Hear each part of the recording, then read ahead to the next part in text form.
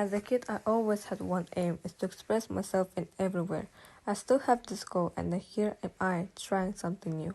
My name is Rahimbay Dana. I started at school named Grandpa Gymnasium in 10th grade. When I was 13 years old, my interest for languages started getting bigger, because in that time I saw a lot of chance with foreign languages. Now, I have been studying languages for 4 years.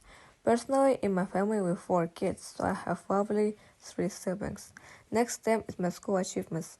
Actually, I really love to be activities or just show my abilities to others. To be honest, when I was a kid, I couldn't be so talkative to others, but right now I'm super talkative and want to show my presence to the others. Today I participate in lots of competition like projects or something, but now I want to introduce my project about water safety. Nowadays in our planet we have lots of rivers, lakes and the oceans. The deepest is the oceans. I'm living in a terrace city, village Sarkimir, and our village has the Talas River. Actually, the Talas River is the prettiest river in our village, but it has a lot of tragic history. In the present, which is now, we have a lot of actions that happen with Talas River. Why does all tragic history happens with rivers in our village?